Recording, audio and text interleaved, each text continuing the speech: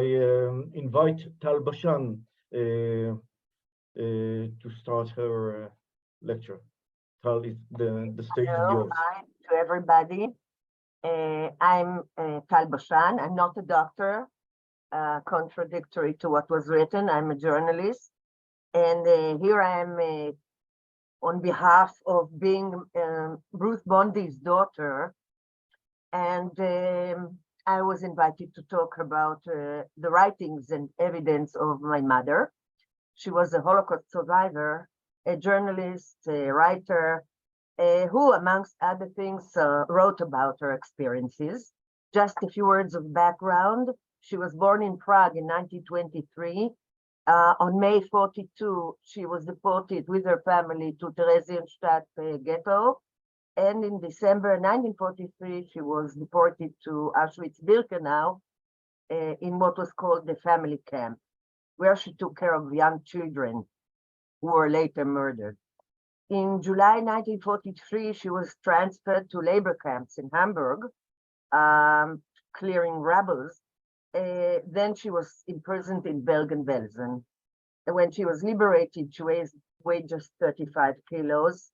Her parents and 25 members of the family perished in the Holocaust, and she and her sister were the only survivors. So I grew up with no grandparents, etc. She emigrated to Israel in 1949 with no Hebrew, but mastered the language and became one of Israel's most well-known columnists and authors.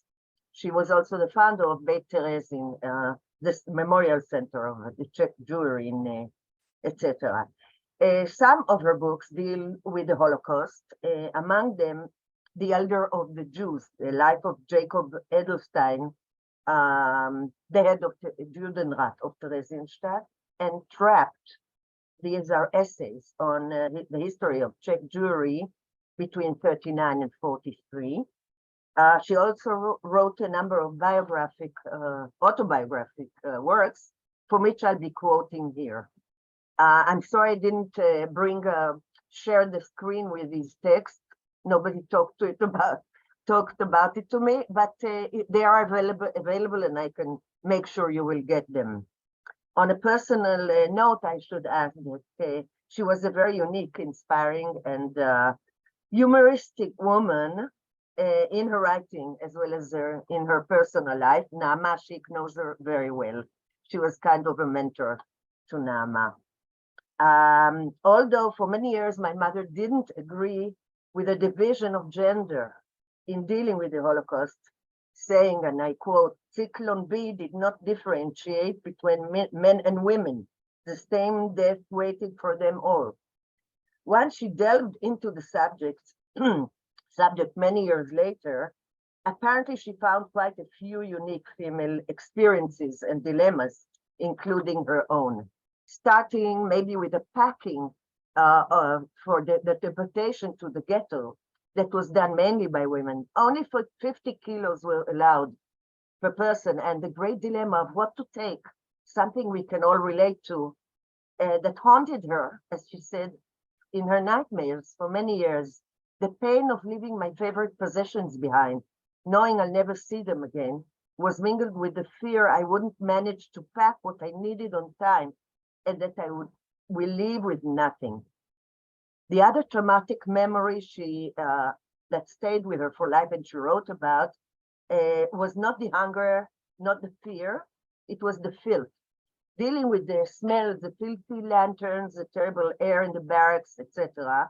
That she claimed, and the impossibility to cleanse, that she claims was harder for her and maybe for other women even more than the hunger.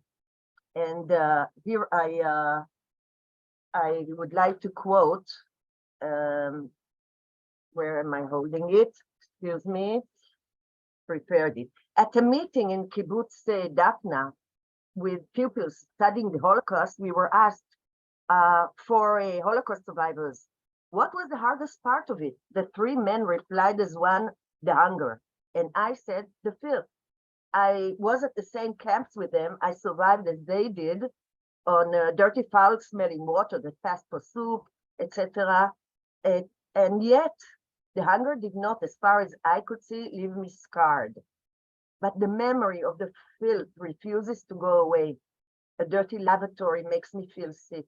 And for years, I relived in my dreams the horror of looking in the lavatory for a spot, etc. I hate people who don't shower, either of choice or out of ideology. I can't take the smell of sweaty bodies on the bus. I have a deep need for cleanliness. Another subject that stayed with her in her last book, it's called The Last Words. She dedicates a whole chapter to the subject, and she claimed it was not researched enough, mainly because it was undescribable and undrawable and unacademic enough, but it's a subject. On a personal anecdote, I have to finish, but I would say she rose up every day at 5 o'clock as a mother. And once I asked her, how do you do it? Because for me, it was very hard to rise at these hours. She did it rain or shine and went to swim and came back and worked. And she said, oh, that's from Auschwitz, from the camps. And so apparently she always got up earlier than others so she could catch a dripping water tap somewhere with a few drops before all the other 60 women in the barrack, in the ghetto, for instance, came. In her books, she also wrote about many subjects, such as struggles of women in the ghetto to keep the femininity, or the parting from the men, the husbands, the sons, the father, who were sent early from terrorism to labor camps, like my grandfather, Joseph Bondy. He was sent to Kaufering, never came back. Actually, it came to me that my grandmother, Francisca, who also died in the ghetto, she died due to a very typical feminine chore. She was knitting a scarf for my aunt's birthday, and she was accidentally stabbed by the needle. And from that, she got blood sepsis. And since there was no antibiotics in the ghetto, she died 2 days later, maybe saving herself from the horror of the gas chambers. I can also mention the opposition of my mother had and wrote about towards a connection done by some researchers between women in the Holocaust and sex. In her own words, she always said she can't convince the researchers that she did not encounter ever on her way in the camps any sexual exploitation of the SS. But it's not accepted. It doesn't seem true to them. In their eyes, she said, it's a sign the subject is still taboo to me, that I'm keeping a secret. My claim that all the subject of sexual exploitation is a drop in the ocean compared to the suffering of the women as mothers did not convince them. And here I come to the last part, and it is everything I spoke about minimizes in my mother testimonies and writings compared to the suffering of the mothers of the young children and the terrible choices they had to make in the family camp in Birkenau. As background, family camp was a one-time thing. The Germans put the inmates from terrorism for 6 months over there without selection, in case the Red Cross would ask about them. They all knew it was temporary. They had a deadline in the full sense of the word for June that year. In that camp, my mother was in charge of taking care of the little children. They built a sort of barrack for the little children. And suddenly there came an opportunity to leave the camp. The anguish, and so she tells, and all this stay with her. The anguish of decisions which determined not my life, but the lives of others, weighed upon me for years afterwards, and still remains somewhere inside, coming out in dreams. In June 44, before the family camp at Birkenau, the camp I came to in was liquidated, There was a selection of the labor forces where young mothers could also present themselves, though this clearly meant leaving their children to their fate. And having spent 6 months in Auschwitz complex, we knew very well what that meant, death in the gas chambers. I was taking care of the group of children aged 5 to 6, and then we came to the part that they asked her, please, and they have a choice to leave, but leave their children behind. And they come to my mother and ask, what would you have done?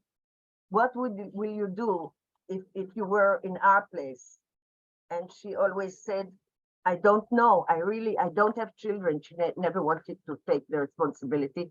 Finally, when they pressed her, she said, I think if I had a child, I would not leave him. And then a week later, by which time I was in Hamburg, the family camp was destroyed, and all who remained there were taken to the gas chambers. For years, I was haunted by the dreadful responsibility I'd taken on myself. These mothers were young and had they not stayed with the children, they may have been saved and started a new family. But how can one live with the thought of a child abandoned in the most horrific hour of his life? When my daughter Tal was born, I asked myself again, would I have stayed to hold her in the gas chambers? The answer was the same every time. I would never have left her. So as you see, this is what I was born to, and the Holocaust is in my veins from birth.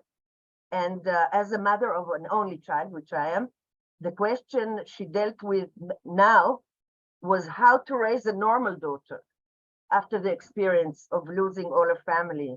And in our case, after almost losing me during her pregnancy due to a tumor discovered in her uterus. She survived that also, and I always knew, even without words, that I was everything to her. But she made sure that it would not affect her motherhood too much. And this would be the last quote. Trying to cope with the fears of a mother for her only child, determined never to use the Holocaust as an excuse for making her life difficult. So that when she was only 10, I sent her to the Scouts, let her go hiking and camping, etc. She tells all the dangers she allowed me to go through. I worried about whether she was safe as a driver. And I kept telling myself, no one could worry comprehensively about the whole range of mishaps that beset anyone, etc. And then she finalizes, never in her 2.5 years of military service, not in her friendships with boys who aroused every maternal antibody in me, did I use the Holocaust. The loss of the family, her importance to me as an argument for clipping her wings. I just had one request, take care.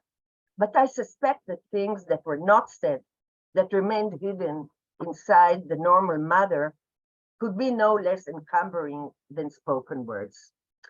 So with that, I end, and of course, we can deliberate more later. Thank you. Thank you very much, Tal.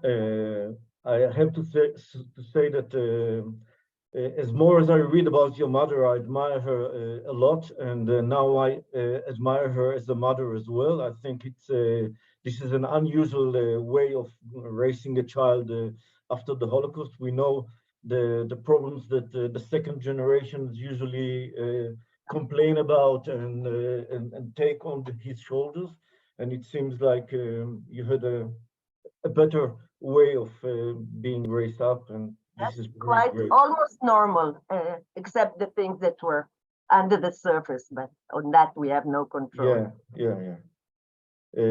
But you are devoted to her and to her story, and this is really an amazing And this is something I didn't say at last, that I am the daughter of my mother, and hopefully soon I'm a grandmother.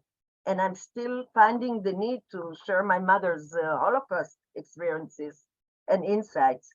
And I think maybe for others, who I think maybe don't know enough, but maybe for myself, attempting to understand my mother and myself better. So that's an idea I left out.